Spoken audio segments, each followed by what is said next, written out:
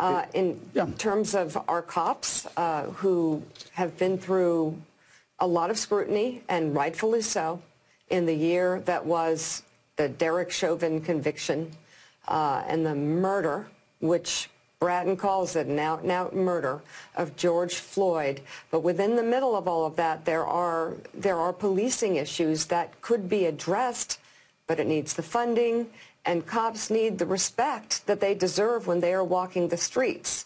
It's a fine balance, a very fine balance. Bill Bratton tries to address that. It certainly is. I mean, we've been talking about it for years now. Through body cam, through train, whatever it's through, bad cops have to be called out, have to be taken off the force. If they commit crimes, they have to be arrested, and they need to go to jail, and good cops need to be respected and elevated. Right now, what we've seen over the past year, Eddie Glaude, is we've seen skyrocketing crime, and unfortunately, and you can see it in New York City. There are some representatives from, let's say, some of the more, some of the cleaner, what would you call it, more pristine parts of the city, the wealthier parts of the city, that may chant defund the police, and then you've got parents, family members, loved ones who send their kids off to school in some of the more dangerous parts of New York City saying, no, we don't want less cops. We need more cops where our children go to school. We need more cops on the streets where our children are walking to school. So this isn't some clear left, right, black, white issue. I mean, this is a very complicated issue, and unfortunately, it seems that it's the truly disadvantaged who, more often than not, are the ones that get the disproportionate share of these crime waves.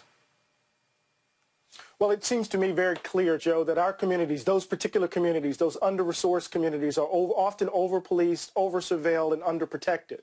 So even when we're not in a context of defund the police in some way, that rhetoric of defund the police, there is that reality that you've just described that defines, in many ways, poor black, brown, and poor white communities around the country.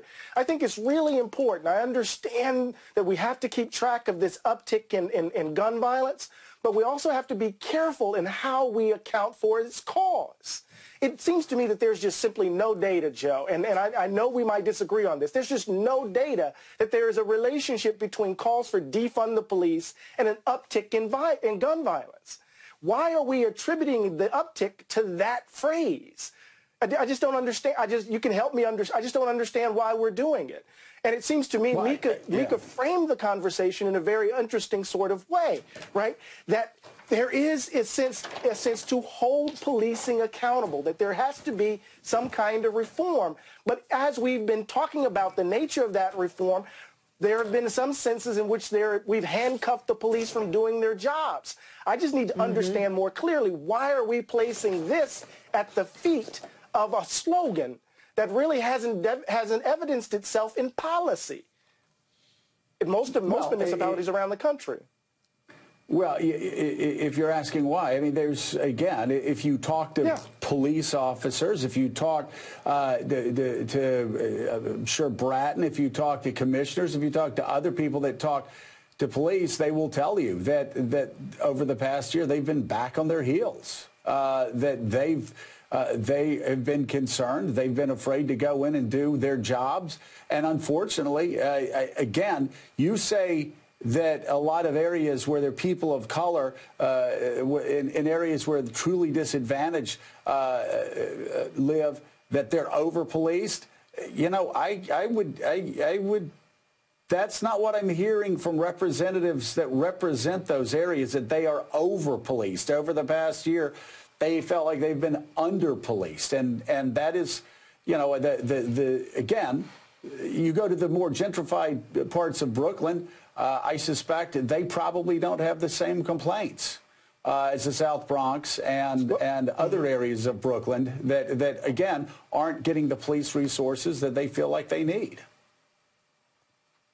Well, when I say over police, Joe, I'm talking about stop and frisk. I'm talking about the philosophy of broken windows. I'm talking about what happens day in and day out in these communities in the name of stopping violent crime, where we see the civil liberties of black and brown and poor white people infringed upon every day, right? So part of what we do in these moments when we have a police involved killing, when we see something like George Floyd and we say, oh my God, what has happened here?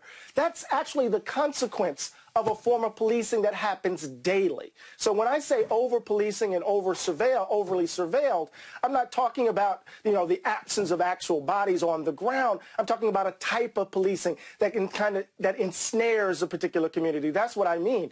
But I think it's really important, just really quickly here, that what does it mean for police officers to be back on their heels when folk are just trying to have them do their jobs justly, right? So that they don't engage in excessive violence, that they don't infringe upon the rights of the poor and the like. What does it mean for them to stop doing their job under such conditions? I just want us to be very, very careful in this moment before we pull back, because we need to change policing in this country, before we pull back, not to account for the rise of violence, gun violence in our communities by linking it to a slogan. We need to understand this moment, the mental health issues, all sorts of things that are happening in this moment that has led to the uptick. I want us to be careful so that we don't fall back into what has led to a pile of bodies, Joe.